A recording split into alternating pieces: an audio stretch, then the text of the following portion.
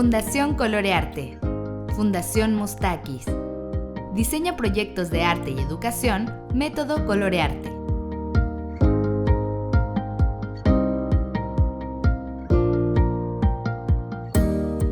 Hola a todos y sean muy bienvenidos. Mi nombre es Freddy Ibarra. Soy realizador audiovisual y fotógrafo. Estudié licenciatura en arte y me especializo en la elaboración de contenido audiovisual para museos, artistas y diversos agentes culturales. Todo esto en mi estudio creativo llamado Formato Humano. Soy colaborador de Colorearte desde el año 2011, donde he realizado registros fotográficos y audiovisuales para el concurso. En esta videoclase descubrirás la relevancia de la fotografía para proyectos que incluyan el registro de obras o procesos creativos.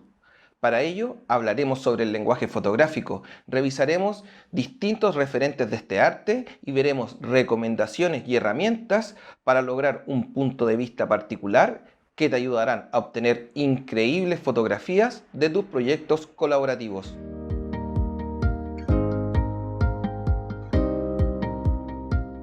Los invito a que revisemos un poco la historia de la fotografía para hacernos conscientes del origen y la importancia de la herramienta que tendremos en nuestras manos. He escogido 5 hitos fundamentales donde nos podemos dar cuenta que la fotografía tiene una naturaleza dual que parte desde el mundo de las ciencias y deriva en el mundo de las ideas y de la creación. En primer lugar, voy a destacar el año 1826, donde Nicéphore Niepce capturó la fotografía permanente más antigua que se conserva hasta el día de hoy, llamada Vista desde la ventana en Legras. Usó un proceso llamado heliografía y demoró 8 horas en capturar esa imagen. Luego, en el año 1854, comienza la democratización de la fotografía, cuando el fotógrafo francés Andrés Disdery patenta pequeñas postales que hoy en día se llaman tarjetas de visita. De esta manera, la fotografía queda al alcance de los ciudadanos y deja de ser parte solo de las clases sociales privilegiadas de la época. En tercer lugar, quiero destacar el año 1889, donde Edmund Kodak crea el rollo de 35 milímetros, logrando bajar los costos de hacer fotografía y de paso da origen a la fotografía amateur. Así el registro fotográfico entra a las casas de las personas comunes y corrientes. Como cuarto hito, señalo el año 1903, donde los hermanos Lumière patentan la placa autocroma. Fue el primer procedimiento fotográfico en color. Comercializado desde 1907, resulta el único procedimiento en color disponible hasta el año 1935. Por último, el año 1937, William Eggleston, padre de la fotografía artística y del color como composición, abre el mercado del arte hacia la fotografía como un medio artístico legítimo.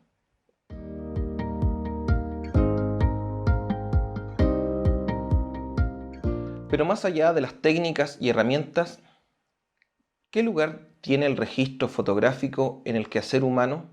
El registro fotográfico ha permitido, desde sus inicios, derrotar a la muerte, a la ausencia, a lo efímero, haciéndola trascender a la historia. Solo un disparo del obturador captura la esencia de un momento, lo que viene a remediar simbólicamente algunos de los problemas humanos abordados desde la filosofía. En el caso del arte, la fotografía es en sí misma un objeto artístico. Ya sea el paisaje, las personas, las obras, todo ha sido tema y sujeto para la fotografía. Y entenderemos por sujeto al elemento protagónico de toda fotografía. En el caso de las disciplinas artísticas efímeras como el land art, el body art y la performance, la fotografía se convierte en el elemento fundamental para la permanencia de las mismas. Se puede decir que no existen sin ellas. De este último punto radica la importancia del registro fotográfico para los proyectos artísticos bajo el método Colorearte. Si bien es relevante el registro fotográfico durante el proceso creativo, porque muestra los equipos de trabajo en acción y nos permite tener herramientas de divulgación para la posteridad, El momento fundamental y de mayor relevancia es el registro de la obra, dado que estas imágenes la harán perdurable o permanente en el tiempo. Finalmente, mediante las fotografías, el público conoce nuestro trabajo final. Ahí radica la importancia de hacer un buen registro.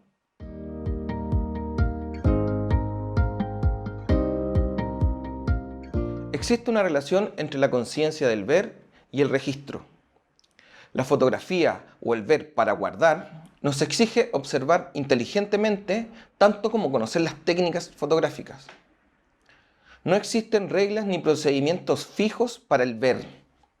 Es una acción que depende principalmente de nuestras aptitudes y experiencias. Cada sujeto a fotografiar nos plantea un problema visual. Por lo tanto, la producción de la fotografía final depende de un proceso determinado en 3 fases. La primera de ellas es la definición del propósito. Aquí debemos establecer el fin que busca la fotografía. Luego debemos evaluar las características de la escena, ver las cualidades del sujeto y el ambiente donde está emplazado éste. Y en tercer lugar, la elección de los recursos técnicos, que es la definición de los elementos fotográficos más eficaces para transmitir las fases anteriores al público. En estas elecciones nos damos cuenta de la importancia que tiene la persona que realiza el registro fotográfico. En cada una de estas fases apelamos al lado sensible y subjetivo de quien fotografía, y la conjunción de estas nos llevará a lograr la imagen deseada. Recordemos que la mirada fotográfica es distinta a la mirada humana, porque la primera pasa por una máquina que está compuesta por la cámara y el lente.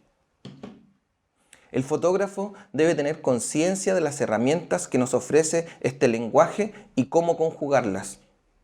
Es así como, además de la luz y la composición, la paciencia es un factor importante al momento del registro del proyecto artístico. Una vez que tenemos la fotografía en nuestras manos, la prueba de consistencia a la que podemos someter a la imagen es la siguiente pregunta: ¿transmite la idea que su autor quería plasmar?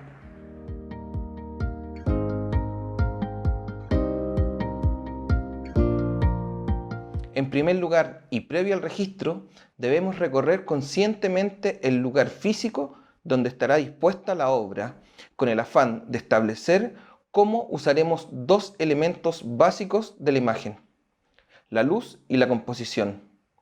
La conjunción de ambos elementos dará como resultado una buena fotografía. La luz tiene directa relación con la fuente lumínica, que puede ser natural como el sol, sobre todo en el caso del registro al aire libre y de día, como con otra fuente lumínica artificial, como el flash, linterna, entre otros. Como paso fundamental, observemos las cualidades de la luz que afectan al sujeto. Sabemos que es distinto trabajar en un día soleado a un día nublado. Podemos distinguir, de acuerdo a la dirección de la luz, si esta es frontal, lateral o posterior. En tanto a la calidad de la luz, esta podría ser dura, suave o semidifusa. Así también hay que evaluar cómo ocurren los contrastes dentro de la escena, si este va a ser un contraste alto, medio o bajo. Debemos considerar también las sombras, los brillos, los reflejos y contraluces que afectarán a nuestro sujeto y su entorno. Revisemos ahora la composición y, en primer lugar, los elementos compositivos en el paisaje. Observemos la forma y el volumen de los objetos, así como la sensación de profundidad de estos en la escena. Y consideremos los siguientes elementos al momento de componer nuestra fotografía: las líneas, que pueden ser rectas, curvas o incluso combinadas; los puntos de fuga y la perspectiva; las formas, ritmos, texturas, volúmenes, color, tamaño y escala son elementos importantes cuando observamos un paisaje y componemos en él. Otro elemento fundamental en la composición es el encuadre. ¿Y qué es el encuadre? Es la selección del campo abarcada por el objetivo. en el que se tiene en cuenta el tipo de plano, el ángulo, la altura y las líneas de corte de los sujetos u objetos dentro del cuadro, y su precisa colocación en cada sector para lograr la armonía compositiva. El encuadre está determinado también por el formato que utilizamos, que puede ser horizontal, vertical o cuadrado incluso. El punto de vista también es importante, que puede ser alto, bajo, cercano, etc. El ojo humano observa un espacio sin límites, pero en la cámara el encuadre está limitado por 4 lados. Por lo tanto, es necesario elegir qué se quiere incluir y lo que vamos a excluir de nuestro marco fotográfico. En este sentido, existen diferentes planos para abarcar el encuadre. Revisemos los distintos tipos de plano. Plano general, también conocido como plano panorámico. Es básicamente descriptivo porque es muy abierto y nos cuenta dónde ocurre o se sitúa nuestra obra. Da información sobre el contexto y las proporciones de tamaño de los distintos elementos involucrados. Como tips para este plano, te recomiendo usar un lente gran angular y ubicarte estratégicamente en un punto alto. Primer plano. En este plano, lo importante y central es el objeto que se fotografía, ya que la toma muestra la obra de tamaño completo, sin cortar ningún detalle. Esto se hace para apreciar el objeto o persona en su totalidad. Como tips para este plano, te recomiendo realizar múltiples tomas de tu obra, recorriendo todas sus caras, incluso desde arriba o su cara superior. Plano medio. Como puedes ver, se va limitando el encuadre. Este plano nos permite acercarnos algo más al sujeto, recortando la imagen y mostrando ciertas secciones que se destaquen. Es ideal cuando se quiere centrar la atención en tu sujeto, pero mostrando también algo del fondo. Como tips para este plano, te recomiendo utilizar un lente de 50 mm, que es el que más se parece a la forma en que ve el ojo humano. Plano detalle. Este plano muestra un detalle específico. Se centra en algo que llame la atención, alguna parte del objeto que se necesita resaltar y que definitivamente necesita ser subrayada. Como tips para este último plano, te recomiendo usar un lente macro para darle mayor realce a ese detalle.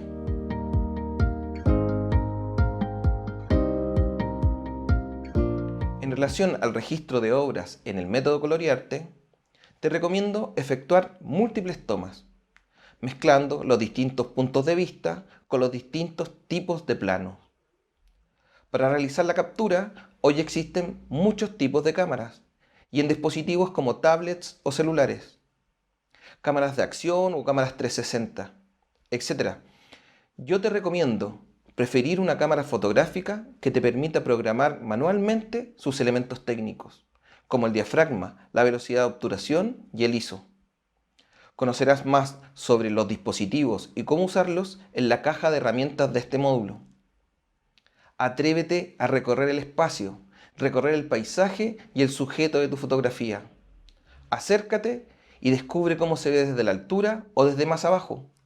De este modo, al final del registro, contarás con múltiples alternativas para seleccionar y editar luego en la postproducción. Espero que los tips y consejos y conceptos que vimos en este video te ayuden a mejorar y acercarte cada vez más a la fotografía. Nos vemos en la próxima.